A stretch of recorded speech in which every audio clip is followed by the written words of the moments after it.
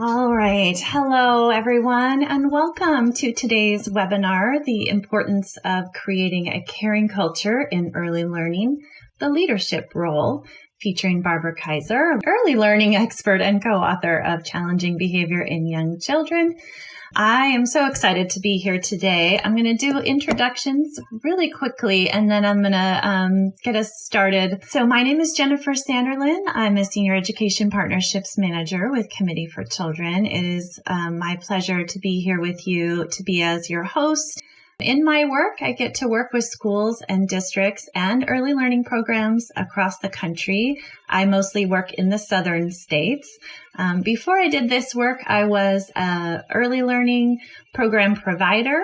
So this topic is especially important and interesting to me. But I was also a classroom teacher, an administrator, a trainer for a statewide organization. So lots of different experiences in classrooms and after school and summer and early learning programming. I love doing this work with Committee for Children. We focus only on social emotional learning, bullying prevention, and child abuse prevention. I've been doing this for about 8 years.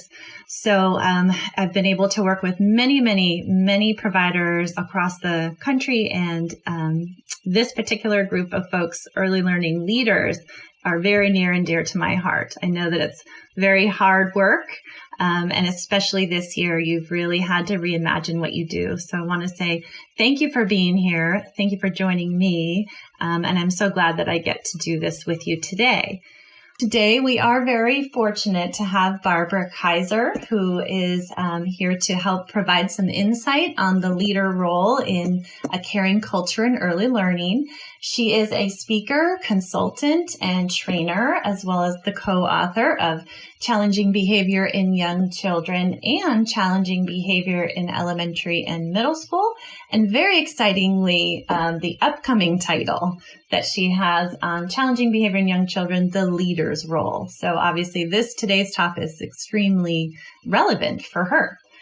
In addition to presenting workshops and keynote speeches on challenging behavior throughout the United States, Canada, and abroad, she's also consulted on various projects, including instructional DVD, original webinars and workshops. She's taught at universities. And most importantly, I think probably to me, is that she has over 25 years of experience. She was the founder and the director of two child care centers and an after-school program.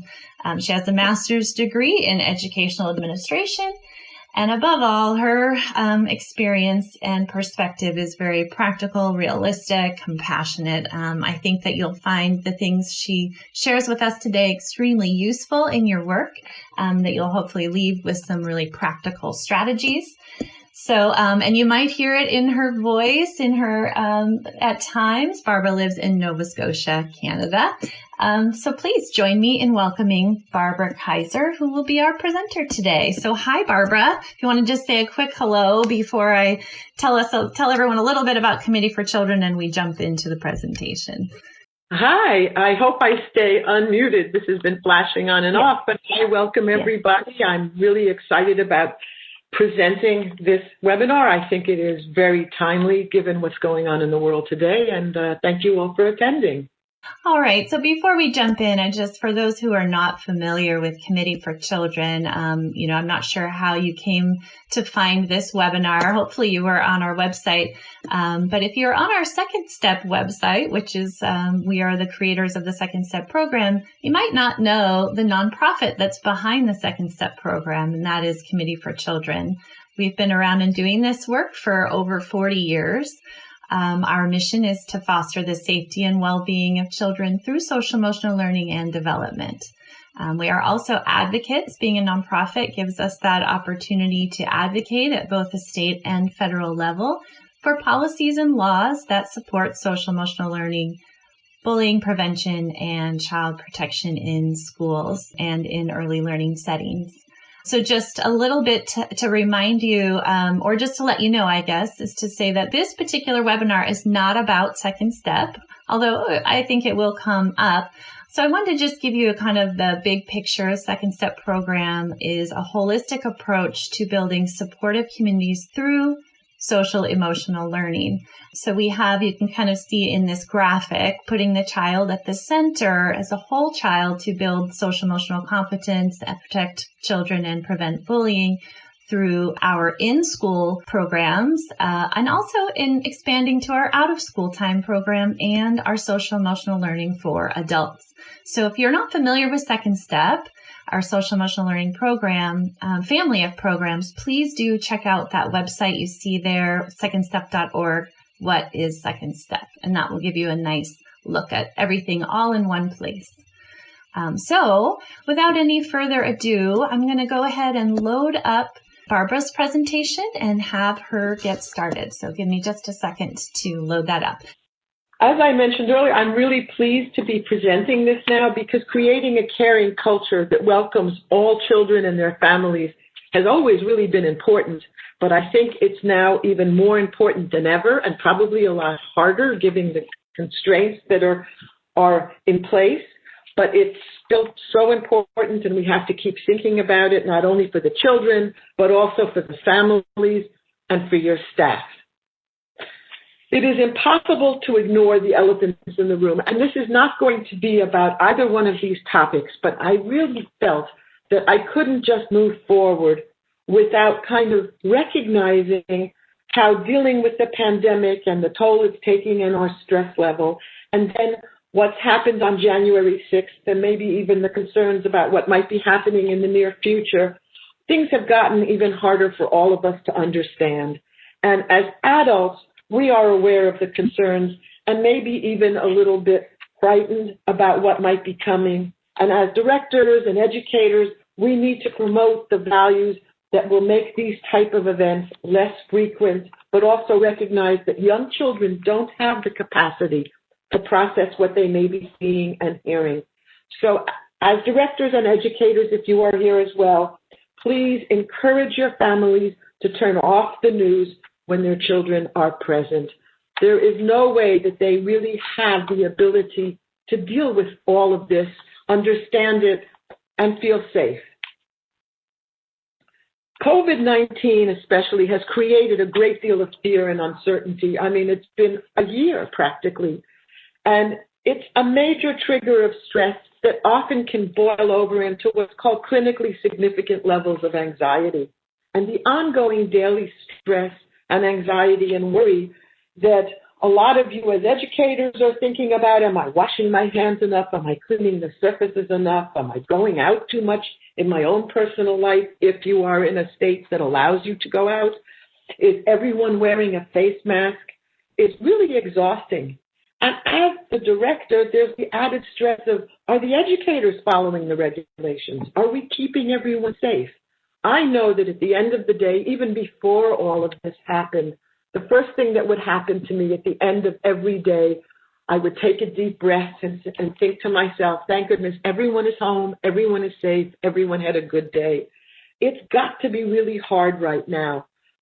All this leaves your brain swimming in the hormone cortisol, which research has told us disrupts the function of the prefrontal cortex, which is the thinking part of our brain that's responsible for attention span, decision-making, problem-solving, and emotional regulation. Instead, what is happening to us now is we're kind of in a brain fog sometimes, and it might be hard for us to stay focused and to make good decisions. And you might even be experiencing some mood swings. So we really need to work on being intentional, focusing our needs, focusing on the staff needs, and looking at the children's needs as well. Now, more than ever, it's important to be aware of the struggles, concerns, and fears that some of your families and even your staff may be facing, because I love this slide. I did not create this slide. We are all in the same storm, but not in the same boat. I thought this was also interesting because it really allows us to kind of see, well, where are we at here? Are we thriving or are we still in crisis? And has something, we're doing okay, and then all of a sudden, flashback, maybe somebody we know became ill, or maybe the events of the 6th of January. But think about it. Even before COVID-19, you and your staff were not all experiencing the same levels of comfort or anxiety, because there's so many factors that influence a person's stress level. And the more stressed you are, the harder it is to be there for your staff. One step toward building a positive climate and offering emotional support is recognizing that many of your teachers may be living, regardless of COVID-19, regardless of today's present situation, but always in a high level of stress. And the more stressed staff member is, the harder it becomes for them to respond to children's needs. Institutionalized racism hurts adults and children, and racism and social inequality have become so clear to us in these last few months and have a profound impact on the mental health of not only children of color, families of color, your educators of color, and according to the Anxiety and Depression Association of America, which I didn't even know existed until I started working on my research, the COVID-19 pandemic and its rates of infection, disease, and fatality have unprecedentedly exposed the devastating consequences of racially defined health, mortality, and economy disparities in the United States and probably around the world.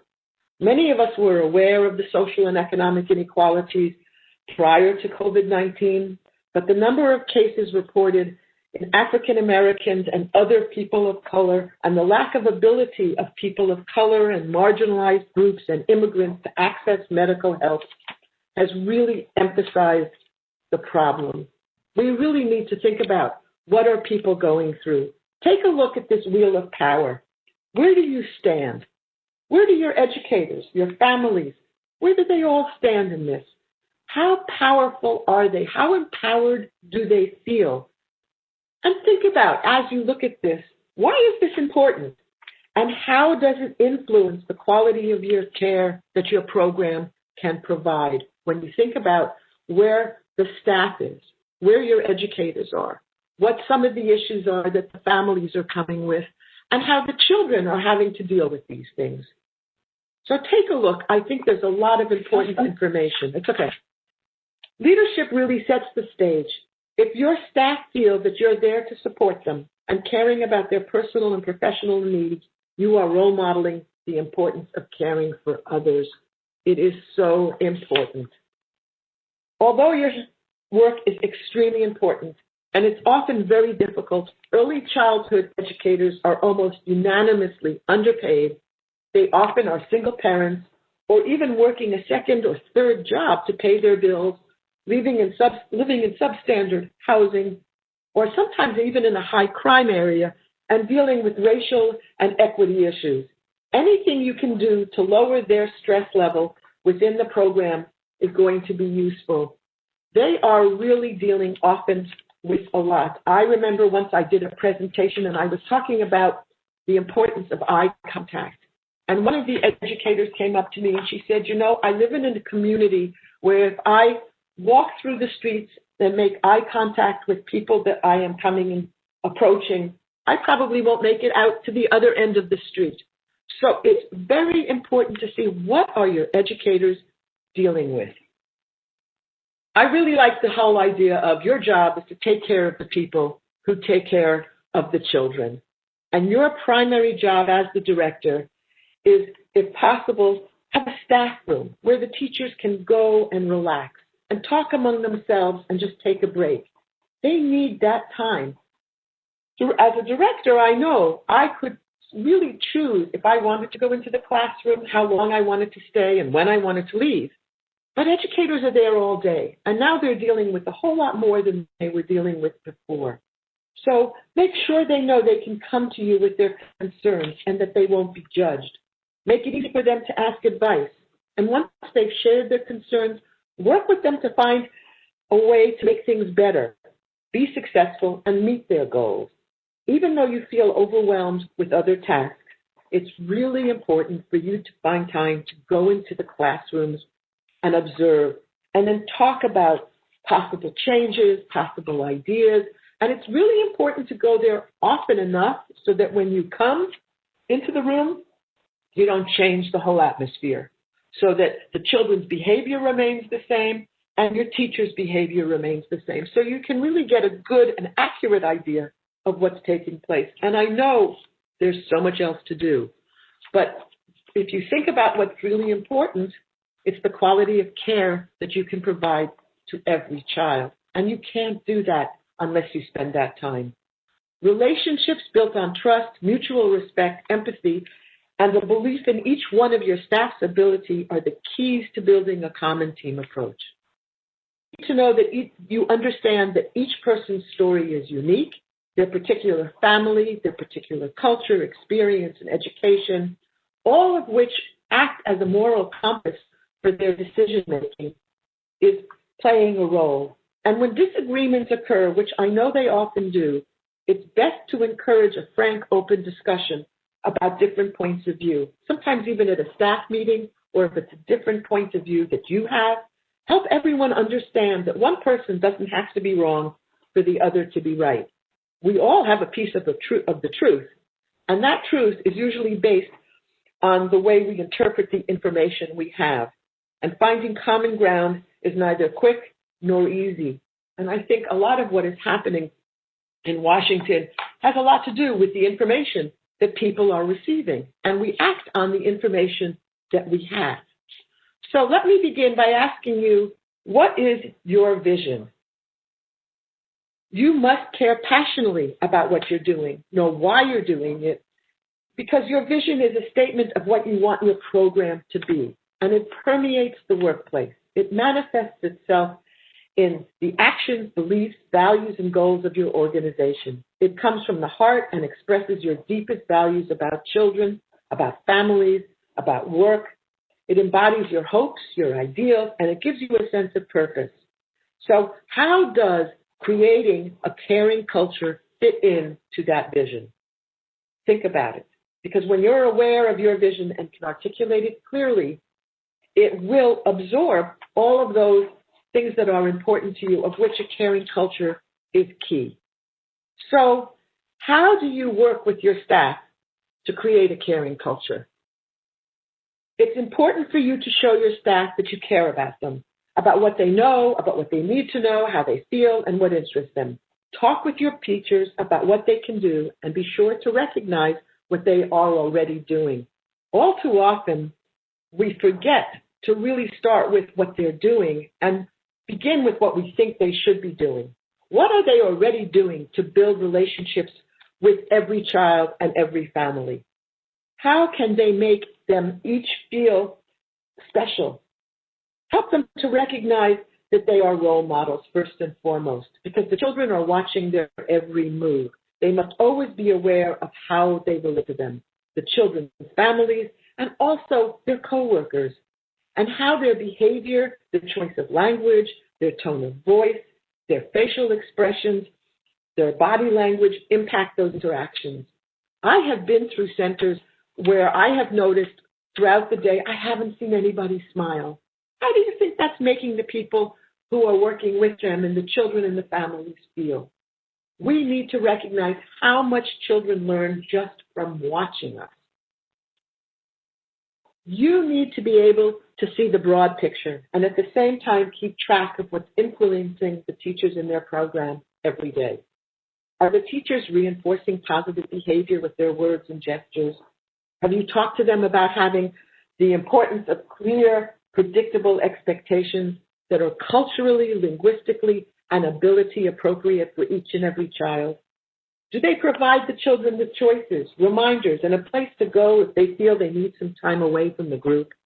Do they use active listening and redirection? Have they helped children to use conflict resolution strategies and their social skills? All of these are so important. But it starts with you. And we're hopefully going to show you a short little video clip, because whether or not the children arrive by bus or with families, or if you are running an after-school program, how they start their time with their day and their time with you will make a big difference.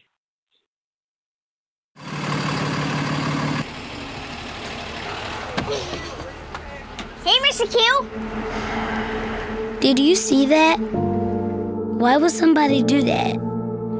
Please go into the classroom, no talking, quietly. Hey, Miss Merida, how you doing? We need you inside. How do you think that makes us feel? I forgot my number. What's your name? Jordan. What's your last name? Carter. All right. Go ahead. School is hard enough. Come on in, sit down quietly at your desks, and begin writing. This kind of stuff just makes it harder. I said quietly, please. Who's talking? Is it you, Sophie? Don't let it be you. Don't believe me? Sophie. Please just watch. I'm not up here for me, I'm up here for you. Pay attention, okay? Now somebody answer me. Somebody needs to answer me really fast. Every time we're ignored or yelled at or silenced, a teacher takes away what's possible. No horseplay, no running, and especially no talking. Moment by moment. Miss McGarity, your student's behavior yesterday in the lunchroom, it was terrible. Next time, silent lunch.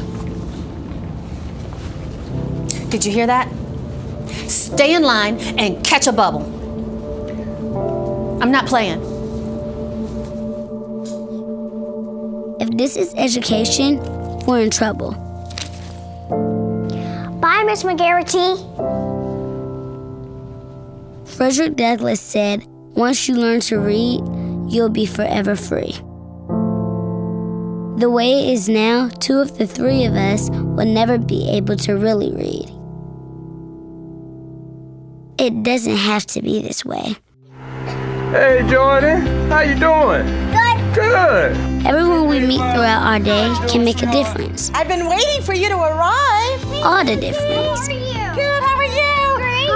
Hi, Jordan. Bye, Jason. Good morning, Jordan. How are you? I'm doing well. Thanks for asking. How are you? Good.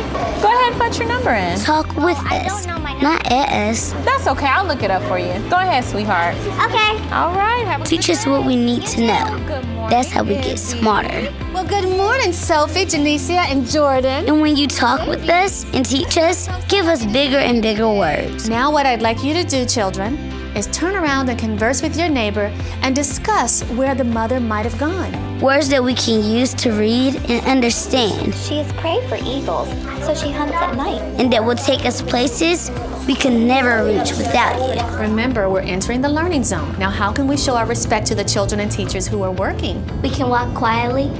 Yes. Okay, kids, so what I'd like you to do is continue writing your narrative, documenting your emotions if you were the baby owl and your mother abandoned you in the nest. What can you do? Learn all that you can so that you can challenge us to be our best. You would have stayed and assisted them in whatever they needed. Share yourself with us and show us how to share ourselves with others. Give us courage. Give us compassion.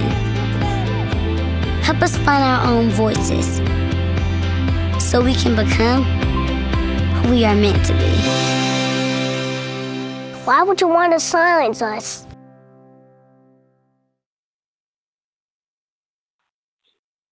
I just want to say, I realize the children were older than the ones we work with, unless you have after-school program kids.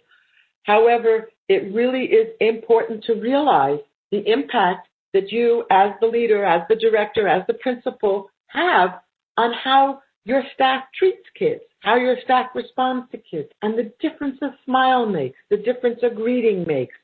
Even on days when you or your staff may be dealing with personal issues, because those do come up, it's very important to be there for every child and realize how you make them feel by how you respond to their needs. So whether you're talking to families or staff, even children, think about not only what you are saying, but how you are saying it and how the other person is receiving your message. What filters do you use before you start talking? It's really important. Those filters make a big difference.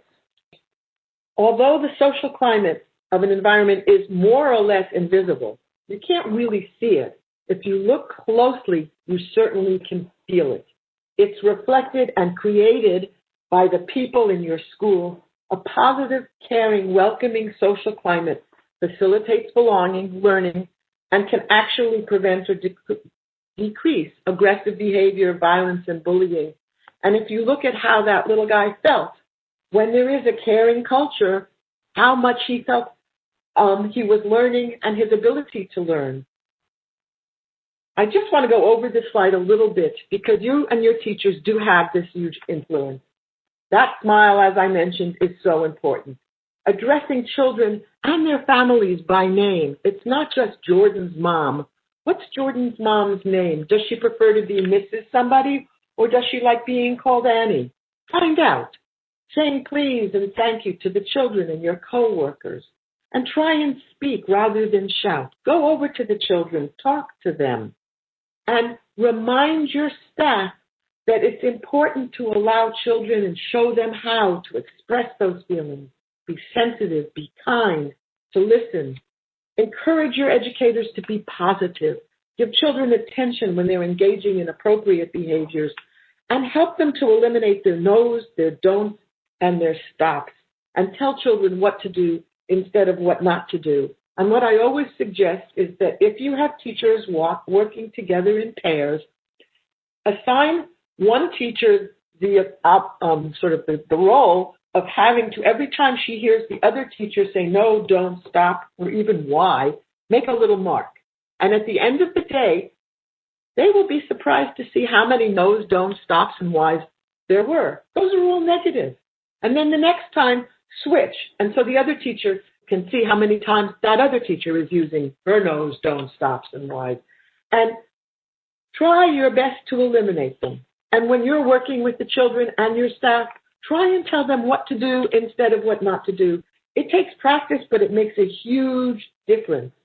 And then also try and support your staff to create programs that are based on what kids can do, not what they cannot do. And make sure there's lots of choices so that every child at the end of an activity feels a sense of accomplishment. Children rely very heavily on the external environment for clues, and a positive climate and culture of community where everyone belongs and supports one another is both learning and positive behavior. And there are so many different aspects to them. It's about having high expectations.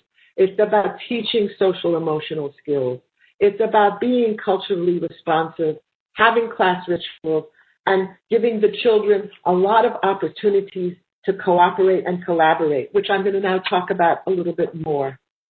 Help your teachers to recognize that they need to develop a relationship with every child.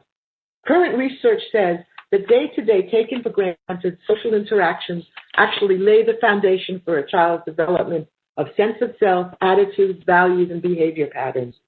Sometimes, as I mentioned, just greeting each child by name when they arrive in the morning can make a huge difference on how they feel about being there, or asking them a question, knowing them well enough so you can know whether or not they have a kitten, or whether or not their dad was on a trip and now he's home.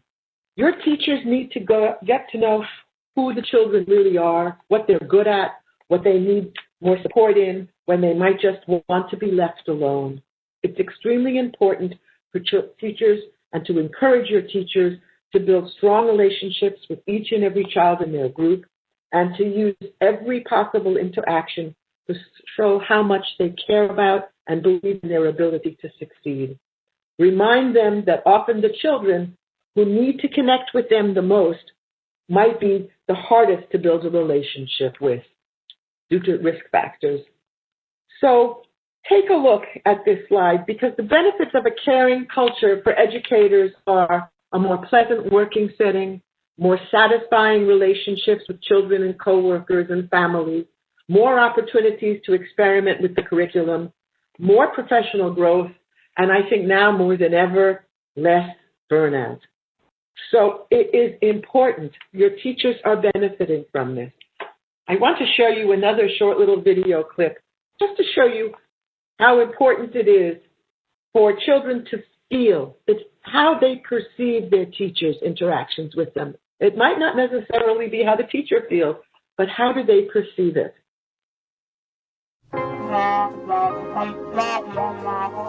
She said my name. Did you hear that? Did you hear how she said my name? Of course she said your name. She was calling the roll. But it's more than that. I feel that Miss Othmore really likes me. Don't be ridiculous. To her, you're just another student. On the contrary, I have the feeling I'm somebody special. So clearly, The way he felt, the teacher felt, was not exactly how she felt, but it doesn't matter. He felt important, and that's what's really key. So the more the teachers and families communicate, the more communication there is between educator and child. And a key way to improve interactions with children is to strengthen yours and your staff's relationship with their families. And if you stop and think about it as the director, and maybe even talk to your educators about it, if there's a family that you really somehow connect with, and we're all human beings, and we connect with certain people more easily than others. So if you have a family that you really connect with, how does that influence how you feel about their child? And if you talk to your educators about it, how does it help them, and how does it make them feel? Because we really need to remember that families are children's first teachers. Their role in their children's lives has to be recognized and respected. And we also need to recognize that everyone is coming from a different place. Each family has a unique cultural environment that calls for different kinds of support. And this is important for you as the director. And for the educators, since home visits are not possible right now, you need to encourage your teachers to contact every family either by phone, Zoom, or FaceTime on a regular basis. Make appointments with them as individual families, but maybe you could also try and do a group Zoom or a group, I don't really know enough about these things, a group FaceTime, where all of them are together, which will really help create a sense of community. Since at this point, not only can't we have family home visits, a lot of times, and in most cases, families can't enter the center. So much of what's important in creating this community, which includes the families, can't take place. So what can you do to create a sense of belonging for all the families? It's really, really important. So try and see if you can do that with your staff, and also see if you can connect your teachers all together and talk to them with all of the families. The benefits of a caring culture for families is a stronger relationship with their teachers, greater comfort in the school environment, and increased knowledge of community resources, and increased knowledge about what family and development are all about. So it's really, there's so much that families gain from creating this family culture and this group culture. At the center where I was last the director, we all knew each other. The families all knew each other. And it was so important because they cared about each other. And I have to say, it has been over 20 years since I lived in Montreal since I moved. I'm still in touch with these families through Facebook. Social media has played a wonderful role in keeping us all connected. And that connection would never have taken place if we hadn't had that strong connection to begin with.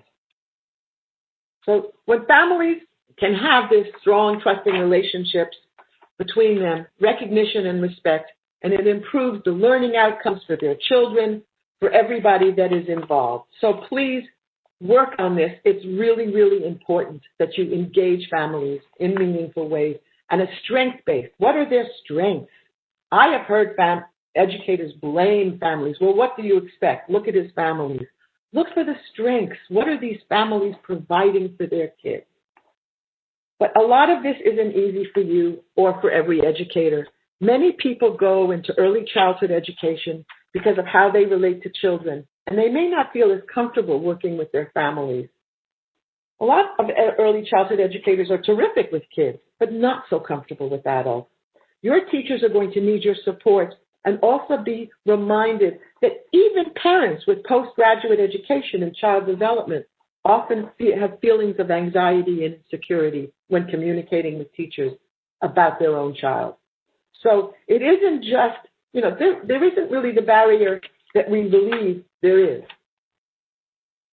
Talk with your staff about the importance of developing empathy, putting themselves in the family's place, imagining what they're feeling and experiencing now more than ever. As with the children, you and your teachers can learn a lot about a family by observing and listening to how they relate to their child and also to you. Though I have to say this is probably a lot harder since they cannot come into the center. But when they can again, focus on this. Create opportunities that pull in families that are traditionally left out. And this is why that Zoom call is so important. and ask your staff to think about what each family sees and hears and feels when they drop their child off. Do they feel that their values and cultures are recognized? Many teachers are often not aware that they're cultural beings who expect others to believe, value, think, and act as they do. A lot of times we don't even recognize our own personal culture. And for these teachers, culture is totally unconscious. It is the environment they swim in but cannot see. But in fact, a person's culture is a product of her upbringing and surroundings. And as the United States becomes more and more diverse, whether or not a person looks like you, he or she is likely to have entirely different values and beliefs. Children learn the skills they need to become a competent adult and competent child even in their own culture. And they come to early childhood programs molded by their own culture's customs, child-rearing practice, belief systems, and ways of communicating and learning. Families feel that you care when teachers respect the practices in families from diverse cultures and understand and incorporate them into the program. And this can often lead of implicit bias. Implicit bias is the automatic and unconscious stereotypes that drive people to behave and make decisions in certain ways. It is important that both you and your staff are aware of the impact of implicit bias when working with children and their families. And as this slide points out, it's easy not to recognize that you carry certain assumptions based on learned associations between various qualities and social characteristics about family structure, cultures, ethnicity, age, even income, education, even a person's weight may influence your attitude and level of communication that you have with the family and that your staff has with their family. These assumptions can encompass both favorable and unfavorable assessments and are activated involuntarily and without an individual's awareness or intentional control because implicit bias develops at a very early age through exposure to direct and indirect messages. In addition to early life experiences, we need to remember the influence of the media and news program on us and on our children because they are often cited as origins of implicit bias. Research studies show that teachers are nearly twice as likely to interpret the facial expressions of Black children as being angry, even when they're not, while giving white children the benefit of the doubt. Because implicit bias inevitably influences everyone's interactions and relationships with children, families, and colleagues, it is vital for you to know about it and to support the teachers as they try to recognize it in themselves.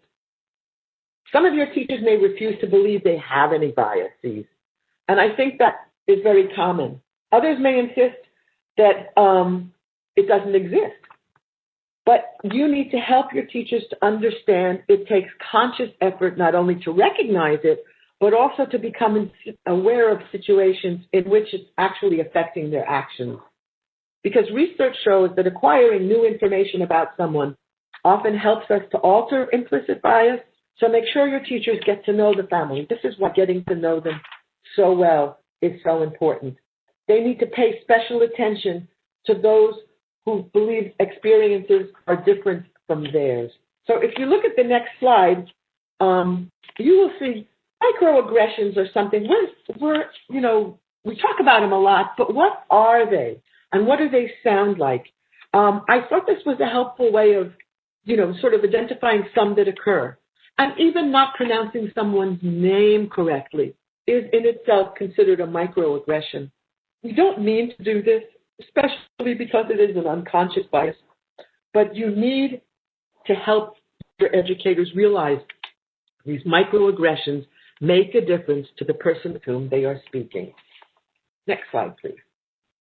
So I'd like to get to supporting the children and looking at your program and how it impacts how children feel.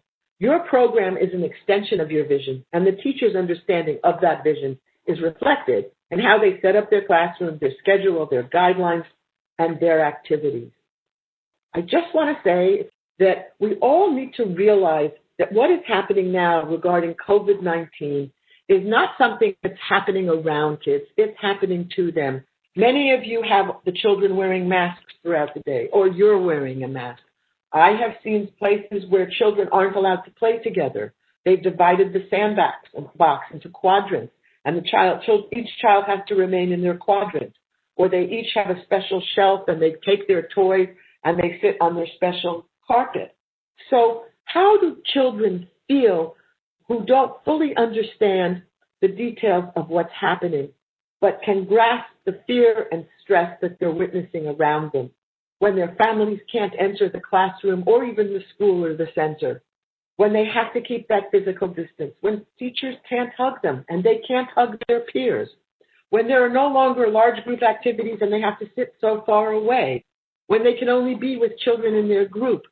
And what can we do? How can we help them to understand and create a caring climate when we are doing all of these things? This is a huge barrier, and we need to think about how we can make a difference, because when children feel that there is a caring culture, they like school or childcare more, they participate more actively in the classroom, they perform better academically, they get along better with their classmates, they engage in more complex play, they have better social skills, they actually will try to exert more control over their emotions and self-regulate better, they engage in less challenging and aggressive behavior, and for children at high risk, a close relationship will diminish aggressive behavior and academic achievement. And we don't really know, and hopefully you do know which kids are at high risk, who will benefit the most from this. But if we look at what can you do, how can you make this difference? And one of the important things is to create rules, because when there are rules, the children know that everyone cares about how they behave. Rules teach expectations, they set boundaries for behavior, they help people to treat one another kindly. Now, research shows that young people and old people are capable of remembering 3 rules. And these 3 rules needed to be stated in the positive. They need to cover every possibility. They can never be broken. And most importantly of all, they need to be created with your educators, with the children. And the best way to do this is to practice it and provide this as a challenge to your staff. Okay, we need 3 rules. They need to be stated this way. How can we do it, and what should they be? And chances are, if you ask them, well, what's the first rule you think the children will say? They'll probably say, don't hit. Okay, how can we say that in the positive? Why can't we hit? Well, we need to be safe. Okay, so the 3 basic rules should be respect yourself or take care of yourself, respect others, and respect the environment. So work with your staff. See how they can come up with these. If a child throws a book across the room, what can you say to them? Well, what would you say? That's a rule, respect the environment. So practice it with your staff, and then they'll have a better idea of how they can work it with their kids, so the kids believe that they're their rules, because when children feel it's their rules, they will make an effort. We need to remember that slides don't mean a whole lot unless you really relate them to expectations. And although there are 3 rules, there can be a lot of expectations. So once again, go over these with your kids. Okay, if we want to be safe when we arrive, what do we need to do? And you create your own chart on a large piece of Bristol board, and each space will be what you think are the times of the day and how they can work with the rules that they have. And a wonderful suggestion that I have heard about is that send this expectations chart and the rules home so that families can make it consistent. And ask the families to put in the settings that work at their home so that the children can be safe, kind, and respect the environment at home as well. It really helps to reinforce. And rituals are so important. Program-wide rituals, classroom rituals, and individual rituals help to build community and a positive social climate. It gives kids a feeling of stability, safety, and close connection and belonging. Just take a minute to think about your own rituals and how important they are to you and how they make you feel when you are engaging in those family rituals. And when a teacher makes a point of repeating an act or an action that always occurs at the same time, like your cleanup song, it takes on a special meaning for the children, and they feel part of a situation that they've shared with one another. I have this little picture up because we had one ritual was that and especially now after the parents drop them off, if there's any separation, We had a window where the families could stand outside and the children would climb up safely on a chair and look out the window and say goodbye again. So these were rituals. Families knew where to stand, children knew where to go. It made everyone feel more comfortable. So think about the rituals that you have at your school or center. Think about the rituals in each classroom, and think about ways you can help your staff develop those rituals.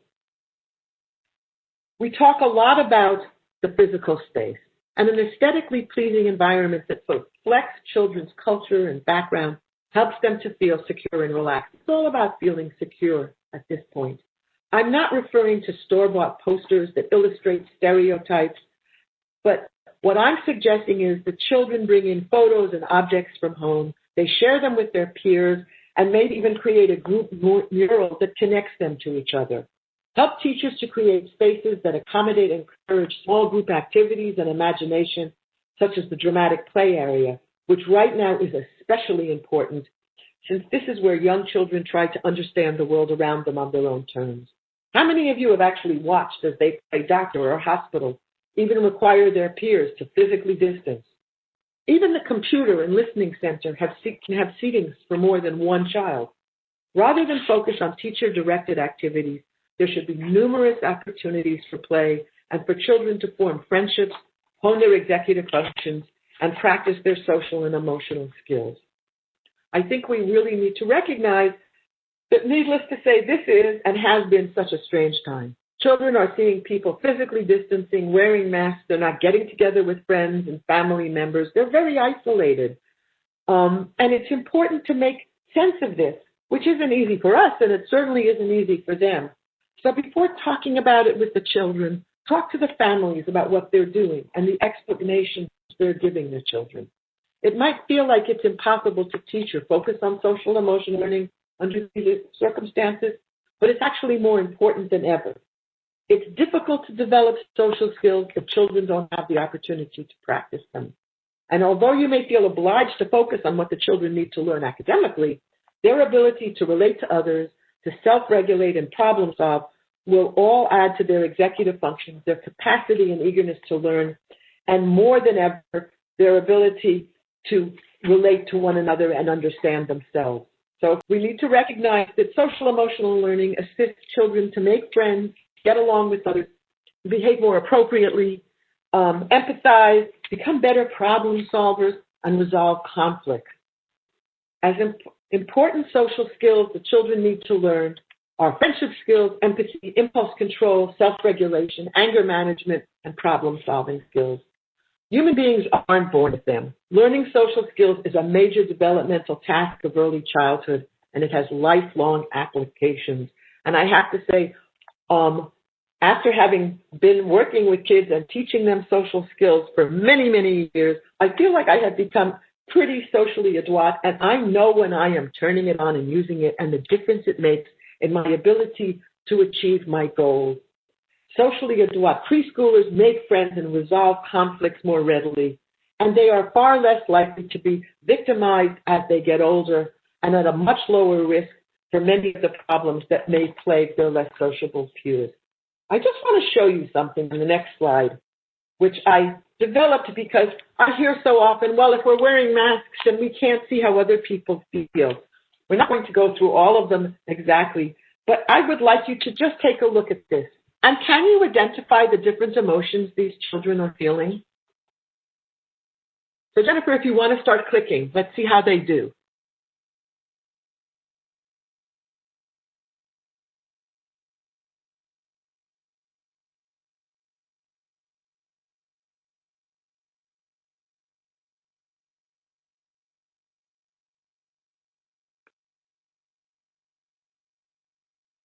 How could your teachers use something like this in their group? What kinds of games can the teachers play with the kids to help them see that, yes, we have masks on, but I can still see how you might be feeling? Research has shown that social emotional learning and mindfulness both produce very similar outcomes. They work together. Increased academic achievement and well-being, less risky behavior, and better relationships with peers and teachers are also outcomes of mindfulness. And as children learn mindfulness, they become much more in tune with themselves. They have a greater understanding of their feelings and experiences, which promote empathy. And it strengthens their empathy, their ability to solidify pro-social attitudes. And when you stop and think about it, use your meditative or your mindfulness exercises, not when everybody is out of control, but make this part of your rituals, part of your routines, just to recenter and regroup the children throughout the day.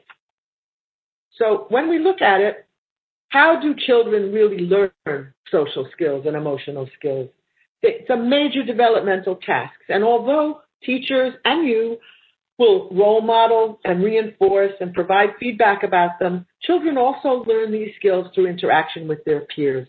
And when they interact with their peers, they role play, they face dilemmas they don't encounter necessarily with adults. And once again, this is why the psychodramatic play area and free play are so important, because they create a safe place where children can process things they've been exposed to but don't fully understand.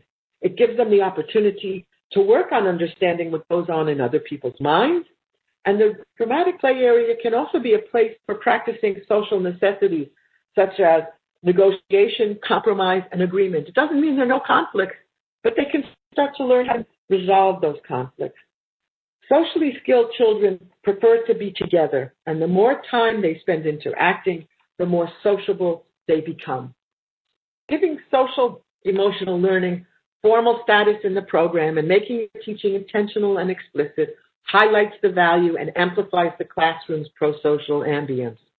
So think about how your teachers are teaching this. Encourage your staff to find ways to integrate social and emotional learning into the curriculum. For example, they can practice taking another's perspective by talking about how characters in a story that the teachers read to them.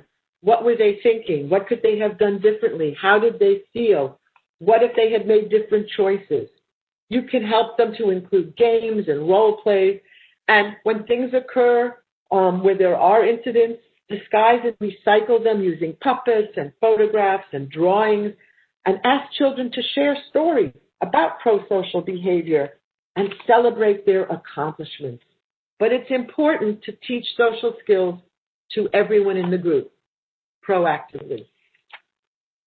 It's a good idea because then everybody has the same vocabulary. And when everybody utilizes the same vocabulary and concepts, it becomes natural for teachers to start suddenly becoming more socially adroit and more proactively pro-social. And it reinforces the skills in the classroom and the playground because all children are included. This is not just for the child that you feel needs to learn them. All the children need to learn them. So teach them proactively to everyone in the group. When the children are applying what they've learned in real situations, you need to remind your teachers, and when you observe it, and when you see your educators using those best social skills, to stay closely attuned, prompt, cue, reinforce them to ensure they get the desired results. Reinforcing approximations and efforts of appropriate behavior tells children that they're heading in the right direction. And once a child's skills, social emotional skills, are really established, teachers can gradually decrease their reinforcement because the natural rewards, better peer relationships, will be enough. So help the teachers to see that. And it's important to think about using a research-based social and emotional learning program. There are several. And what all of them have in common is that they are sequenced, they are active, they're focused, and they're explicit. This is extremely important. And the focus of all of them is to equip children with the vocabulary and skills they need to recognize their own and each other's emotions. You don't need to reinvent the wheel. There are some wonderful programs. Second Step is the one that we used and we found really made a difference because it really gave everyone a universal concept and a universal vocabulary. Kids knew how important it was and they enjoyed engaging in it. But most important of all, you and your teachers need to believe in the importance of social emotional learning and show enthusiasm about this decision because your level of interest and their level of interest will affect how much children are actually going to learn, how much they're going to enjoy it. So with your teachers, do the research. Find a research-based, proven effective social emotional skills curriculum that they're comfortable with and will actually use. Fidelity to the program's instructions also does help improve results. Remind your teachers, your educators. Children are watching them, learning from them all the time. What they do is more important than what they say. They need to be aware of their body language and facial expression. They need to build strong connections with every child and every family. They need to be flexible in order to meet everyone's needs as well, not just the child's needs and the family's needs, but their coworkers' needs and their needs. They need to let the children tell them what they need. Find opportunities for meaningful conversations. Be kind, be patient, be caring. And when children see them being their very best self and see you being your very best self, as you saw from that initial video, they start to believe that they can be their very best selves as well. They start to believe in themselves. So just to finalize, research on both brain and behavior shows that nurturing and stable relationships with adults are essential for young children. This means that you all have an unparalleled opportunity to make a difference in children's lives, as hard as it might seem. So right now, I really feel it's important that if no one has told you lately, the work that you are doing each day, in whatever way you serve children and families, is vital, appreciated, and noble. And I have to say, now more than ever, the courage it takes to go into your child care center, the courage it takes to work with every child and family right now, the courage it takes to be a leader, and the responsibility you have to keep everyone healthy and safe is enormous. And I just want to thank you all for the wonderful work that you're doing and the strength that you have demonstrated. So thank you very much, and please stay safe. Wonderful. Thank you so much, Barbara. We did run a little over time, but I put a note in the chat box that if folks needed to go, that they certainly could, and we thank them for coming, but we have kept almost everybody with us. So thank you for that. Thanks for staying. And I just thought, a little extra time with Barbara would be well worth it, and it was. So thank you for that. Okay, so I'm going to now switch back over just to share a few last things as we are wrapping up. I have a few resources that I'd love to leave you with. Thank you for being patient with all the different things that we talked about today. I think that this was just so valuable. I'm looking in the chat box while I'm reloading up just to make sure there aren't any questions. Mostly lots of thank yous. Thank you, thank you, thank you. Yes, and thank you. And just such a wonderful presentation. So I want to leave you with just hopefully taking a look at the Second Step program. If you want to just look at that website, What is Second Step? And then the last thing I wanted to share with you, we've got this in the slides. You'll see some of the resources that Committee for Children has, some things to help with COVID-19 support that you see there, community rebuilding. We have a wonderful podcast called Imagine Neighborhood that's perfect for early education. It's age 4 through 9, but really lots of kids and adults love it. It's meant for families to reinforce social emotional learning and kind of tackle those big questions. So that's Imagine Neighborhood. And then we've got some free training. I know Barbara mentioned the Mind Yeti program. We have some free Mind Yeti audio sessions on YouTube, so you can access those. And then before I go, I wanted to share one last thing. It's just happening right now. Before the holidays, we started a winter well-being series of videos. It's a psychologist's guide to winter well-being.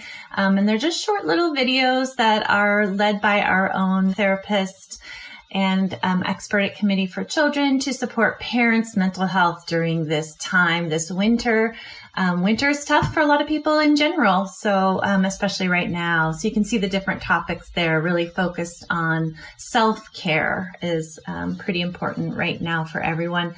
And yet, it's a very, very hard thing to do. So hopefully these videos could maybe help spark some of those things you might do for yourself too. So this would be appropriate for any adults that are working with children or have their own children. So I hope you'll take a look. So with that, I will leave you with our contact information at Committee for Children. If you'd like to get in touch, I'm just going to take one last peek in the chat box. So many great comments saying thank you to Barbara. So with that, I will make sure to say thank you to Barbara as well. We are all the way across the country from each other, but Barbara, it's always such a pleasure to see you, to hear you, your expert advice, and all this information. Really, it stretches far and wide. So thank you for your work and commitment to doing that, and for doing this with us today. You're very welcome. Thank you. Okay. Well, thank you everyone for staying later. We appreciate you. And I hope that you'll see us again. If you want to look at some of the other topics that we have or webinars about Second Step, please just go back to the same place you registered for this one. It's secondstep.org/webinars. Very easy. All right. With that, I'm going to end our event. Thank you, everybody. And bye-bye, Barbara. Stay safe and stay healthy, everyone. You too. Bye-bye.